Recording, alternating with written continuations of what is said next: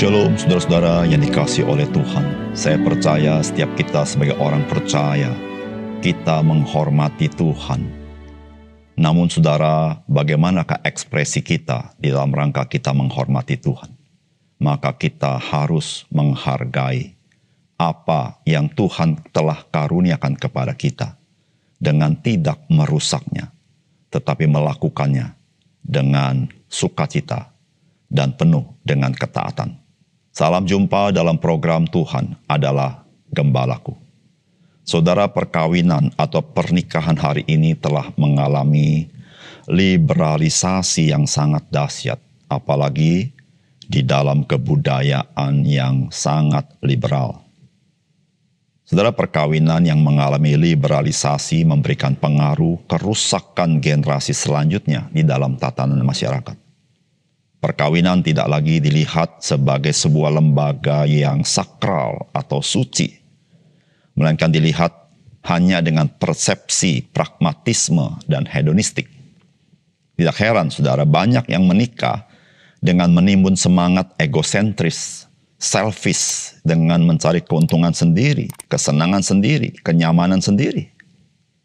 Saudara, tidak heran banyak orang yang masuk ke dalam pernikahan dengan pemikiran, jikalau pernikahan ini tidak membuat saya nyaman, tidak membuat saya aman, tidak membuat saya lebih baik, tidak membuat saya lebih bahagia, tidak membuat saya lebih untung, untuk apa pernikahan ini?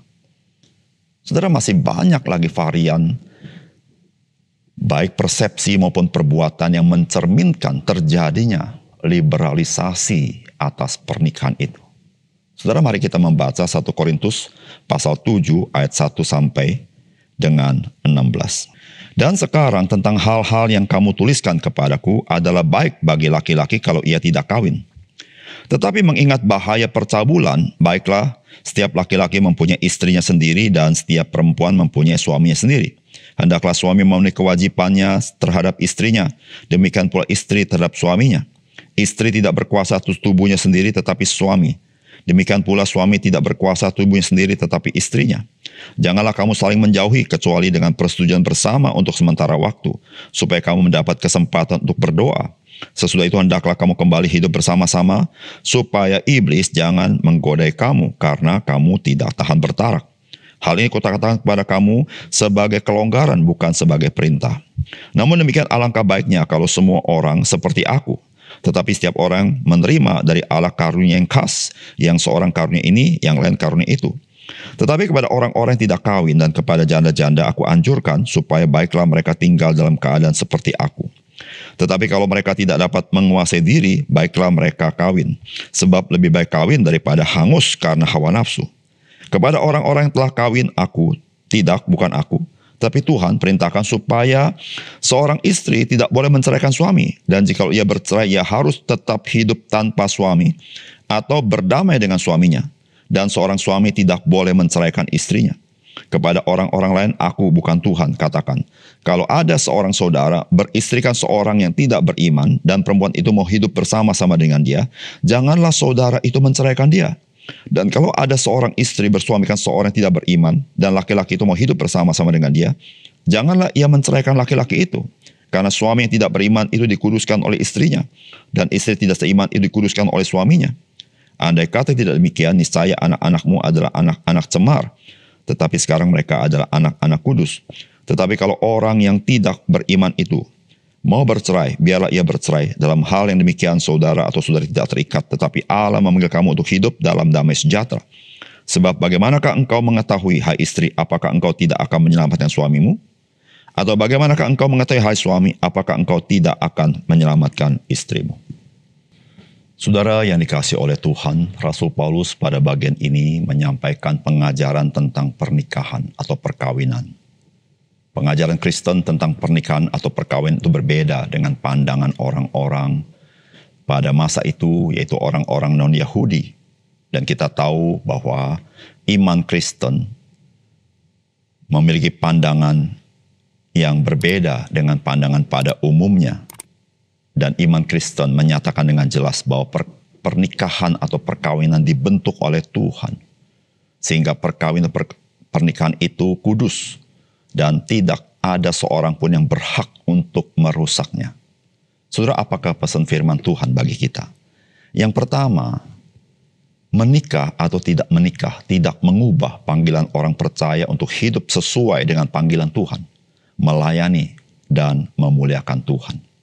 Saudara, firman Tuhan berkata, dan sekarang tentang hal-hal yang kamu tuliskan kepadaku, adalah baik bagi laki-laki kalau ia tidak kawin, tetapi mengingat bahaya percabulan, baiklah setiap laki-laki mempunyai istrinya sendiri dan setiap perempuan mempunyai suaminya sendiri. Hendaklah suami memenuhi kewajibannya terhadap istrinya, demikian pula istri terhadap suaminya. Istri tidak berkuasa atas tubuhnya sendiri, tetapi suaminya, demikian pula suami tidak berkuasa atas tubuhnya sendiri, tetapi istrinya. Janganlah kamu saling menjauhi, kecuali dengan persetujuan bersama untuk sementara waktu, supaya kamu mendapat kesempatan untuk berdoa. Sesudah itu hendaklah kamu kembali hidup bersama-sama, supaya iblis jangan menggodai kamu, karena kamu tidak tahan bertarak. Hal ini kukatakan kepadamu sebagai kelonggaran, bukan sebagai perintah.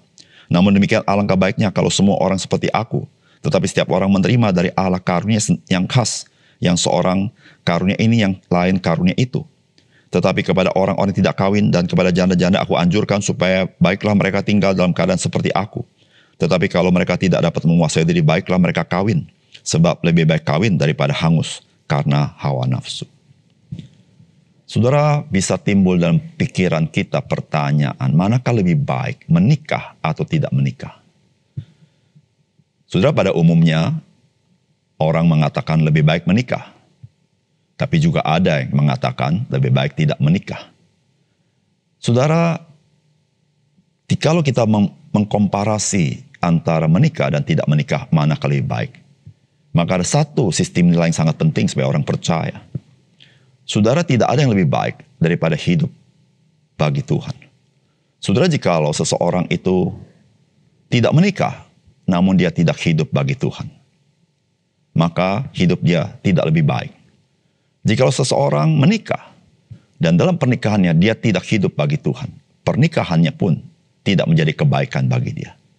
Saudara, baik orang menikah atau tidak menikah, saudara sebagai orang percaya, fokus kita adalah kepada panggilan yang Tuhan berikan kepada kita. Pertanyaannya adalah, apakah saya lebih efektif hidup bagi Tuhan di dalam pernikahan, ataukah saya lebih efektif hidup bagi Tuhan di dalam saya tidak menikah?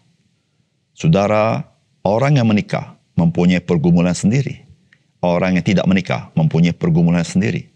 Pertanyaannya adalah, mari kita bergumul dengan panggilan kita. Bagaimana saya harus hidup bagi Tuhan? Apakah dengan menikah atau dengan tidak menikah? Saudara yang dikasihi oleh Tuhan, apa yang Tuhan karuniakan kepada kita, baik itu ketika kita mempunyai pasangan hidup, ataupun kita tidak memiliki pasangan hidup, saudara, kita harus menghargai karunia itu dengan tidak memakainya dengan mempermalukan Tuhan. Saudara, ada orang yang tidak menikah, dia tidak hidup sesuai dengan kehendak Tuhan, dia tidak hidup sesuai dengan panggilan Tuhan, tetapi dia hidup berdosa. Saudara, ada orang yang menikah, dia tidak menghargai karunia Tuhan dengan cara dia tidak menghidupi pernikahan sesuai dengan apa yang Tuhan inginkan. Saudara, kehidupan pernikahan seperti itu, ataupun kehidupan seorang diri seperti itu bukanlah maksud Tuhan di dalam kehidupan kita. Oleh karena itu, saudara, yang terpenting adalah bagaimana kita menghargai karunia yang Tuhan telah berikan kepada kita, dan kita menghidupinya sesuai dengan panggilan kita. Yang kedua, saudara, perceraian bukanlah jalan keluar bagi orang percaya. Jalan bagi orang percaya adalah percaya kepada Tuhan dengan mentaati apa yang Tuhan perintahkan kepada kita. Saudara, firman Tuhan berkata, kepada orang-orang yang telah kawin bukan aku, tetapi Tuhan perintahkan supaya seorang istri tidak boleh menceraikan suaminya. Dan jika ia bercerai, ia harus tetap hidup tanpa suami atau berdamai dengan suaminya. Dan seorang suami tidak boleh menceraikan istrinya. Kepada orang-orang lain, aku bukan Tuhan, katakan, kalau ada seorang saudara beristrikan seorang tidak beriman dan perempuan itu mau hidup bersama-sama dengan dia, janganlah saudara itu menceraikan dia. Dan kalau ada seorang istri bersuamikan seorang yang tidak beriman dan laki-laki itu mau hidup bersama-sama dengan dia, janganlah ia menceraikan laki-laki itu. Karena suami yang tidak beriman itu dikuduskan oleh istrinya, dan istrinya yang tidak beriman itu dikuduskan oleh suaminya. Andai kata tidak demikian, niscaya anak-anakmu adalah anak cemar, tetapi sekarang mereka adalah anak-anak kudus. Tetapi kalau orang yang tidak beriman itu mau bercerai, biarlah ia bercerai. Dalam hal demikian, saudara atau saudari tidak terikat. Tetapi Allah memanggil kamu untuk hidup dalam damai sejahtera. Sebab bagaimanakah engkau mengetahui, hai istri, apakah engkau tidak akan menyelamatkan suamimu? Atau bagaimanakah engkau mengetahui, hai suami, apakah engkau tidak akan menyelamatkan istrimu?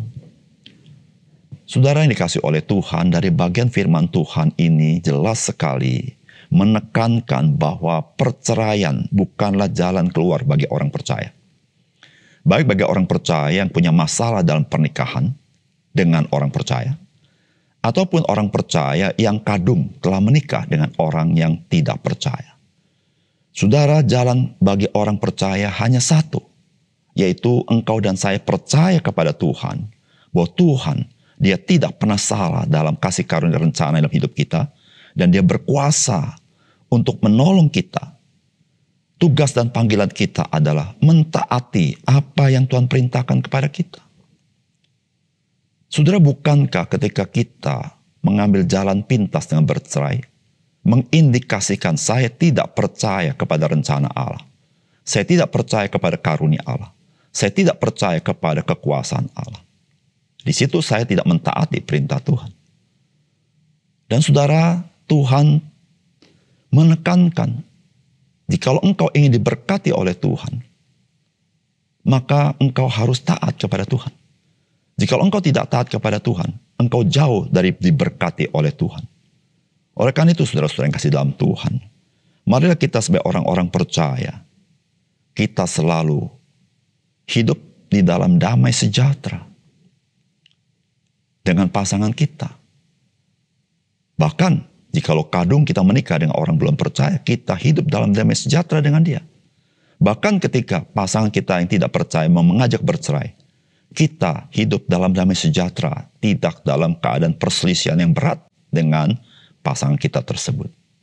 Saudara, mari kita hidupi panggilan hidup Kristen, supaya kita menyatakan kebaikan, keindahan, dan anugerah Tuhan kita Yesus Kristus. Sehingga dunia boleh menyaksikan akan Tuhan yang hidup di dalam hidup orang percaya. Termasuk di dalam pernikahan kita. Atau di dalam kesendirian kita. Mari kita berdoa. Bapa surga, terima kasih untuk kebenaran firman-Mu yang menolong mencerahkan mata rohani kami. Apa yang harus kami kerjakan sebagai orang percaya di dalam hidup ini. Baik dalam pernikahan atau hidup sendiri. Kami tahu ya Tuhan, kami harus hidup sesuai dengan panggilan Tuhan. Baik kami hidup sendiri, ataupun kami hidup di dalam pernikahan. Terima kasih Tuhan. Dalam nama Tuhan Yesus kami berdoa. Amin.